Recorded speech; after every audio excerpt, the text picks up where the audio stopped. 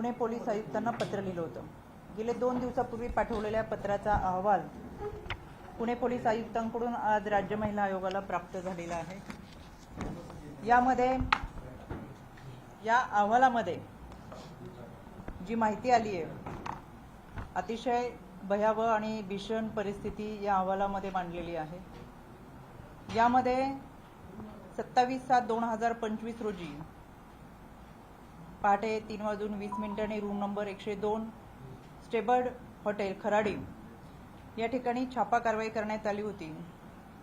त्यामध्ये 154/225 NDPC act कलम 8 क 22 ब 21 ब 27 20 2 यासह 7/2 20 2 गुन्हा दाखल करून यामध्ये प्रांजल खेवलकर, निखिल पोपटानी, समीर फकीर मोहम्मद सय्यद, सचिन भोंबे, श्रीपाद मोहन यादव आणि यांच्या समवेत असलेल्या 2 महिला यांना पुणे येथून ताब्यात घेऊन 41,35,400 रुपये किमतीचा त्यामध्ये कोकीन गांजा एकूण 10 मोबाईल 2 चारचाकी वाहने हुक्का पॉट व दारूच्या बॉटल अशा इतर व अंमली पदार्थ जप्त करण्यात आले होते।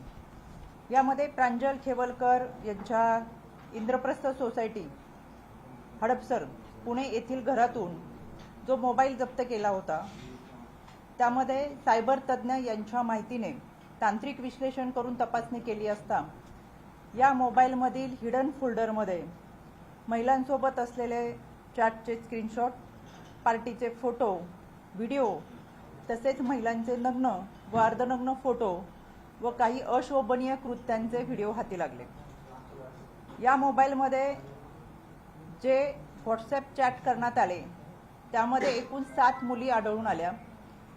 या मुलींची नावं 7ही मुलींची नावं आरुष या नावाने सेव्ह केलेली होती। म्हणजेच आरुष या नावाची व्यक्ती या मुलींचं ह्यूमन ट्रॅफिकिंग करत होते आणि या व्हॉट्सॲप चॅटवरून आरुष याने या मुलींना पार्टी करता लोणावळा आणि पुणे येथे बोलवल्याचं लक्षात आलं। पोलिसांनी छापा टाकला त्याच्या अगोदर सुद्धा 2 दिवस म्हणजे 25/7/2025 रोजी त्याच ठिकाणच्या हॉटेलमध्ये रात्री 10 ते पहाटे 4 वाजेपर्यंत दारू व हुक्का पार्टी चालू होती। त्यावेळेस ही काही वेगळ्या मुली या ठिकाणी बोलवलेल्या होत्या। यामध्ये प्रांजल खेवलकर यांच्या चॅटचे अवलोकन केले असता यामध्ये महिलांसोबत आपत्तिजनक चॅटिंग असून मुलींसोबत सिनेमामध्ये शूटिंग करण्याच्या निमित्ताने संपर्क साधलेला आहे। या मुलींना पिक्चरमध्ये काम देतो, सिनेमामध्ये काम देतो, शूटिंग करायची संधी देतो असं सांगून बोलवल्याचं तसंच त्यांचा वापर करून घेतल्यानंतर खर्चाचे सुद्धा पैसे दिले नसल्याचे आणि त्यामुळे या मुलींनी वारंवार पैशाची मागणी केलेली यामध्ये दिसून येते। प्रांजल खेवलकर याने खराडीतले स्टेबर्ड हॉटेल असेल, गोवा येथील हॉटेल असेल, लोणावळा, साकीनाका आणि जळगाव या ठिकाणी मुलींना बोलून अशा पद्धतीच्या पार्ट्या केल्याचे निष्पन्न झालेले आहे। या हिडन फोल्डरमध्ये महिलांचे आक्षेपार्ह फोटो, व्हिडिओ आणि खरं तर या मुलींसोबत लैंगिक अत्याचार झाल्याचे दिसून येते। काही मध्यस्थांमार्फत खेवलकर यांनी मुली पार्टीसाठी संपर्क करून पाठवले ते सुद्धा या चॅटिंगच्या माध्यमातून समोर येते। यामध्ये मोठ्या प्रमाणातली अनैतिक मानवी व्यापार व वाहतुकीच्या अनुषंगाने रॅकेट असण्याची शक्यता नाकारता येत नाही आणि म्हणून यामध्ये प्रांजल खेवलकर आणि त्याचे सहकारी तसेच या पार्टीमध्ये ज्या मुली उपस्थित होत्या ह्या 2 वर्षापासून संपर्कात असलेल्या आहेत। त्याच्यामुळे या पार्टीमध्ये गांजा, अंमली पदार्थ घेऊन येण्याची पूर्वकल्पना माहिती होती आणि त्या अनुषंगाने त्यांचं यामध्ये पूर्णपणे चॅटिंग झालेलं आहे। आता यापुढची माहिती म्हणजे हा साधारणतः या चॅटिंग किंवा या व्हिडिओच्या माध्यमातून समोर आलेल्या गोष्टी, पण काही शब्दांचा उल्लेख करणं सुद्धा मला संकोच वाटते। या मोबाईल फोनमधल्या हिडन फोल्डरमध्ये 252 व्हिडिओ सापडले, त्यामध्ये 1497 फोटो असे एकूण 1779 फोटो व्हिडिओ आहेत।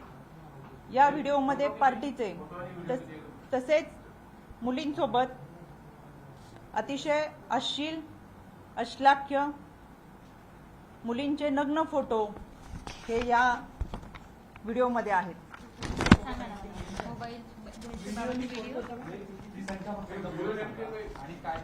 पुढच्या ह्याच्यात आहे या परत एक रिपीट. खरं तर या मोबाईलमध्ये जो हिडन फोल्डर होता यामध्ये 252 व्हिडिओ आहेत आणि 1497 फोटो असे एकूण 1749 फोटो आणि व्हिडिओ आहेत. तर हे व्हिडिओ आहे, या व्हिडिओमध्ये मुलींचे नग्न फोटो, तसेच हे फोटो अतिशय आक्षेपार्ह पद्धतीचे व्हिडिओ आहेत. त्यामध्ये 234 फोटो जे आहेत आणि 19 व्हिडिओ हे अत्यंत अश्लील स्वरूपाचे आहेत. मुलींना विवस्त्र करून त्याच्यामध्ये त्यांना नशा देऊन त्यांच्यावर लैंगिक अत्याचार करून त्यांचे काही व्हिडिओ काढण्यात आलेले आहेत आणि या व्हिडिओचा वापर या मुलींना परत ब्लॅकमेलिंग करण्यासाठी करण्यात आलेला आहे. इतकंच काय, अगदी घरातल्या साफसफाई करणाऱ्या मोलकरणीचे सुद्धा अतिशय वाईट अवस्थेमधले फोटो याच्यामध्ये आहेत. आता बराचसा विषय असा आहे, मी सांगण्यापेक्षा कालांतराने अजून काही गोष्टी समोर येतील ते याच्यामध्ये आहेत, पण मी त्याच्याही संदर्भात बोलू शकत नाही. बोलण्याला सुद्धा मर्यादा आहेत. अशा पद्धतीचे काही व्हिडिओ आणि फोटो याच्यामध्ये आहेत. या सगळ्या मुलींना पटवण्यासाठी खेवलकर याने आरुष नावाचा मुली सप्लाय करणारा माणूस ठेवला होता. मग या मुलींना सिनेमात काम देण्याचं किंवा इतर प्रलोभन दाखवून अशा पद्धतीने त्यांच्यावर लैंगिक अत्याचार करण्यात आलेले होते. एकंदरच हे सगळं प्रकरण पाहता राज्य महिला आयोगाच्या वतीने गेले 2 दिवसापूर्वी पुणे पोलीस आयुक्त यांना काही सूचना केल्या होत्या. त्या अनुषंगाने काही तपास यामध्ये केलेला आहे आणि म्हणून अँटी ह्युमन ट्रॅफिकिंग युनिट हे यामध्ये काम करत आहे. या निमित्तानं हे सगळं एकंदर प्रकरण जर पाहिलं तर मानवी तस्करी मोठ्या प्रमाणात यामध्ये झाली आहे. केवळ मुंबई, नागपूर, पुणे, ठाणेच नाही तर परराज्यातून मुलींना बोलून किंवा या मुलींचा परराज्यामध्ये व्यापार करून मोठ्या प्रमाणात त्यांचं लैंगिक शोषण करण्यात आलेलं आहे. म्हणून राज्य महिला आयोगाच्या वतीनं आम्ही पोलीस महानिरीक्षक, पोलीस महासंचालक यांना महिलांच्या अनैतिक शोषण व मानवी तस्करीच्या पुणे खराडी येथील रेव पार्टी प्रकरणाबाबत SIT स्थापन करण्याबाबत पत्रव्यवहार केलेला आहे आणि यामध्ये या पत्राच्या अनुषंगाने पोलीस महानिरीक्षक, पोलीस महासंचालक यांना जो आम्ही राज्य महिला आयोगाच्या वतीनं आजच पत्रव्यवहार केला आहे, यामध्ये महिलांचे अनैतिक शोषण, मानवी तस्करी, वेश्या व्यवसायासाठी जबरदस्तीने वापर अशा स्वरूपाच्या गंभीर घटना घडताना दिसतात. विशेषतः पुण्यातील रेव पार्टीत महिलांचा अश्लील व अनैतिक वापर केल्याने ते समोर आलेले आहे आणि म्हणून NDPS ॲक्टनुसार जरी याच्यामध्ये गुन्हा नोंद झालेला असला तरी सुद्धा महिलांची मानवी तस्करी ही मोठ्या प्रमाणात झालेली आहे आणि म्हणून विशेष तपास पथक म्हणजे SIT स्थापन करून खालील चौकशींची तपास होणं फार गरजेचं आहे. यामध्ये आरोपीकडून 28 वेळा रूम बुक करून त्यामधील मुलींना त्या ठिकाणी बोलवलं होतं. यामागचा हेतू किंवा संघटित नेटवर्क याचा तपास व्हावा. 2 मानवी तस्करी प्रतिबंध पथक म्हणजेच अँटी ह्युमन ट्रॅफिकिंग डिपार्टमेंटकडून महिलांना कशा प्रकारे आणले गेलं, त्यांची फसवणूक कशी केली गेली, त्यांच्यावर दबाव कशा प्रकारे टाकला गेला आणि यामध्ये इतर कोणतेही माध्यम त्यामध्ये महिलांचे मूळ गाव, वय, वैद्यकीय अहवाल व ओळख दस्तऐवजांची खातरजमा व्हावी. 3 आरोपीचे मोबाईल, ईमेल, आर्थिक व्यवहार, कॉल डिटेल्स याची सखोल तपासणी होणं गरजेचं आहे. 4 हॉटेल व्यवस्थापनाची सखोल चौकशी व्हावी. या SIT मध्ये महिला अधिकाऱ्यांचा समावेश करून चौकशी प्रक्रियेत गोपनीयता सुनिश्चित करण्यात यावी आणि या चौकशीनुसार दोषींवरती कठोर कारवाई करण्यात यावी जेणेकरून भविष्यात अशा प्रकारच्या घटनांना प्रतिबंध होईल. खरं तर हे प्रकरण केवळ एका पार्टीपुरतं मर्यादित नसून मानवी तस्करी ही संघटित गुन्हेगारी आहे आणि ती अतिशय भयावह घातक परिस्थिती ही महाराष्ट्रामध्ये निर्माण करत आहे. ही घटना महिलांच्या अनैतिक शोषणाचे गंभीर वास्तव दर्शवते.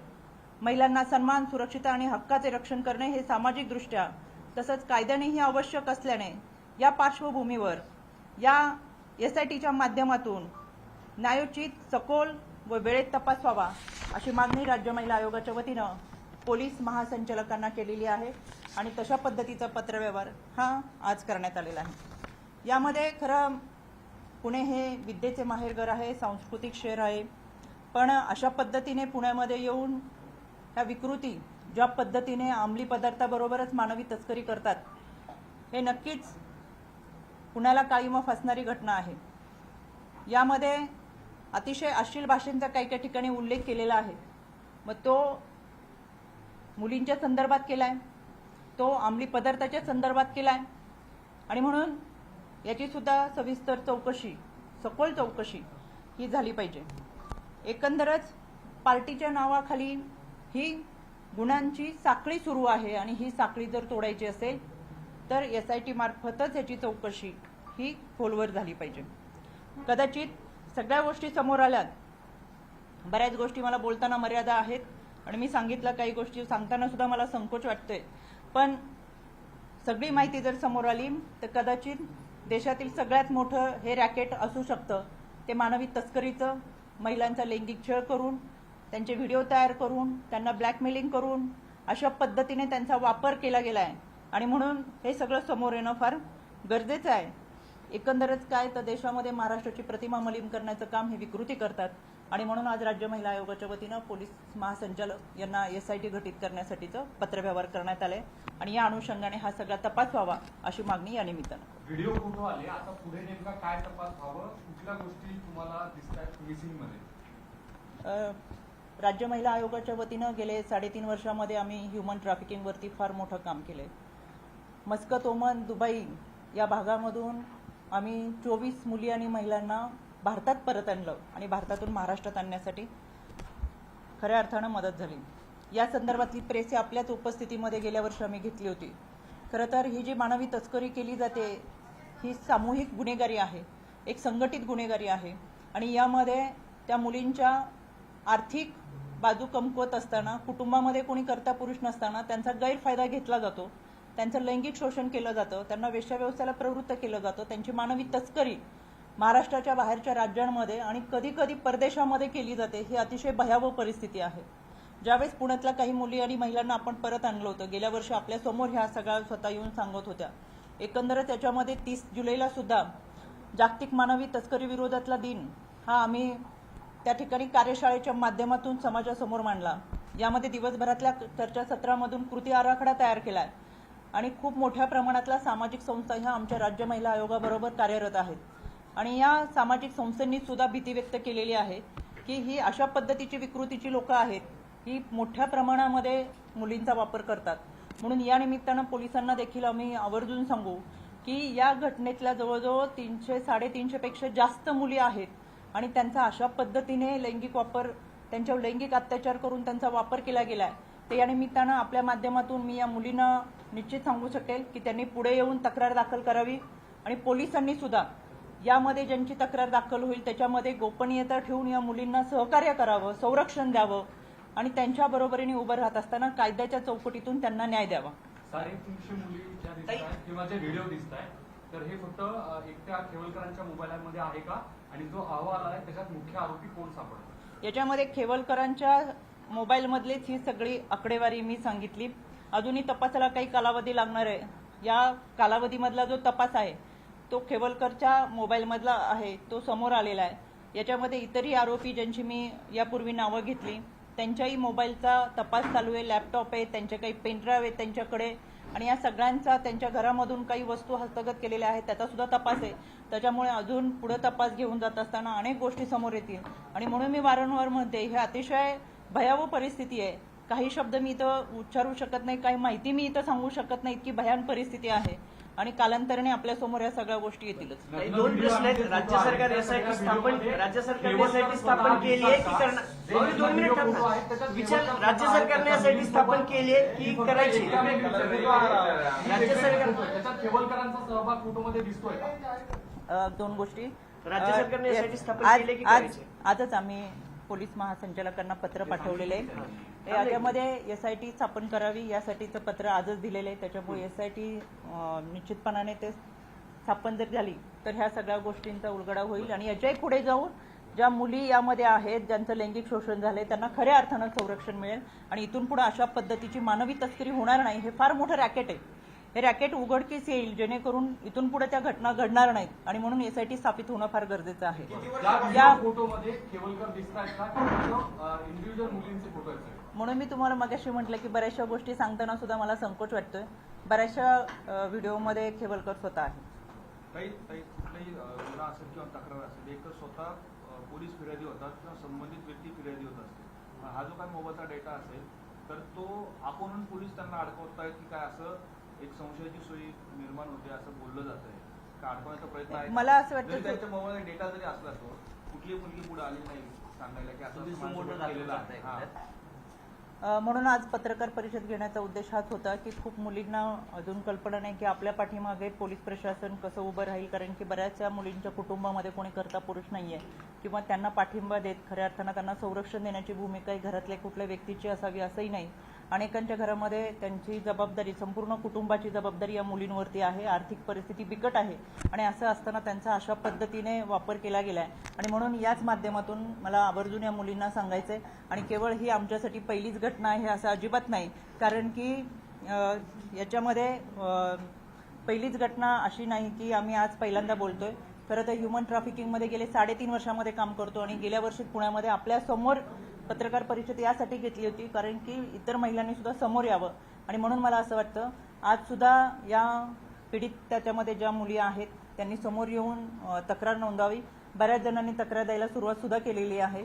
म्हणून मला असं वाटतं पोलिसांनी सुद्धा त्यांना संरक्षण देत त्यांची भूमिका. घटना कधीपासून सुरू होते? कारण आता हे सगळे प्रकरण आल्यानंतर समोर आले की याच्या अगोदर किती वर्षापासून हे सगळं सुरू?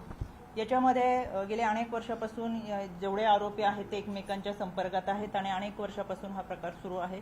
याच्यामधले खऱ्या अर्थानं सीडीआर चेक केले तर आपल्याकडे निश्चित कालावधीचा पुण्यात चालू होतं की बाहेर चालू होतं? मी यामध्ये सांगितलं काही लोणावळा होतं, साकीनाका होतं किंवा जळगावमध्ये, या सगळ्या ठिकाणी अशा पद्धतीने सगळं पोलिसांचं हे अपेक्षा नाही असं वाटत नाही का? कारण मी गेले अनेक वर्ष 350 मुलीचा तुम्ही आकडा सांगताय. जर एवढ्या वर्ष चालू होतं तर पोलीस काय करत होते या सगळ्या प्रकारामध्ये? अनेक ठिकाणी तुम्ही म्हणूनच मी म्हटलं की गेल्या वर्षी आम्ही 24 मुली आणि महिलांना परत आणलं.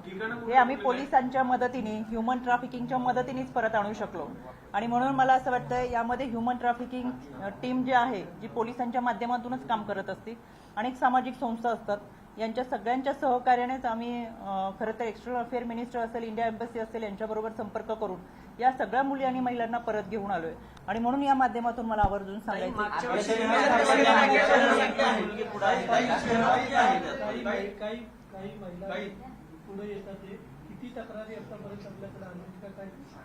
बऱ्याचशा गोष्टी मला असं वाटतं, मी सुरुवातीपासून सांगते की काही गोष्टी सांगताना आता ठेवलेल्या आहेत त्या पुढच्या याच्यामध्ये सांगू. बराचसा अहवाल आहे त्याच्यामुळे जसा अहवाल समोर येईल ते निश्चितपणाने आम्ही मांडू. याच्या पाठीमागची एकच भूमिका आहे, यामध्ये मुलींना संरक्षण मिळावं, मोठ्या प्रमाणातली मानवी तस्करी होत आहे, याच्यामधलं हे रॅकेट उघड व्हावं आणि जो लैंगिक छळ मुलींचा झालेला आहे, ज्यांना ब्लॅकमेलिंग झालंय, त्यांचे व्हिडिओ काढले गेलेले आहेत, तर त्यांना संरक्षण देत असताना इथून पुढे अजून कोणाची अशी फसवणूक होऊ नये यासाठी आजची पत्रकार आणि त्याला धरून अजून एक प्रश्न, तुम्ही जे मानवी तस्करीचं रॅकेट सांगता ना, ज्याची प्रेस तुम्ही मागे घेतली होती, त्या मानवी तस्करीचा पण खेवलकरांशी संबंध आहे का? म्हणजे सगळ्याच मानवी तस्करीचा संबंध आहे का? आणि तो एक प्रश्न. गेल्या वर्षी जी प्रेस घेतली होती त्याच्यामध्ये मस्कत, ओमान, दुबई या परराज्यामध्ये असलेल्या मुलींची जी तस्करी झाली होती त्यांना भारतात आणि महाराष्ट्रात आपण परत घेऊन आलो होतो त्या अनुषंगाने आणि त्या सगळ्यांना आपण सुरक्षितरित्या महाराष्ट्रात आणलं होतं आणि अशा पद्धतीने कोणी एजंटगिरींना फसू नये याच्यासाठीची प्रेस होती आणि इतक्या चांगल्या पद्धतीने आपण मुली आणि महिलांना महाराष्ट्रात आणलं होतं. याबद्दल आपली काय प्रतिक्रिया? रोहिणी खडसेंनी याबद्दल या सगळ्या प्रकरणाबद्दल ट्विट केलं आणि ते पण म्हटलं होतं की योग्य वेळी सर्वांना उत्तर दिलं जाईल. मला खरं त्यांच्याबद्दल सहानुभूती वाटतेय. एकतर त्यांना ह्या सगळ्या गोष्टी माहीत झाल्यानंतर त्यांच्या मनामधले बरेचसे गैरसमज दूर होतील आणि दुसरी बाजू की जर त्यांना माहीत असेल आणि ते यामध्ये समर्थन करत असतील तर पोलिसांनी हे देखील अधोरेखित केलं पाहिजे की एखाद्या गुन्ह्याचं समर्थन करणं हे सुद्धा गुन्हाच ठरू शकतो, ते दुर्लक्ष करण्यासारखं नाही असं मला वाटतं. त्यांचं असं ट्विट आहे की जे आहे ते सगळं स्क्रिप्टेड आहे आणि तुमच्या याच्यानुसार सगळं चाललंय. मला असं वाटतं हे सगळं आता कोर्टात सांगावं. धन्यवाद. काजळे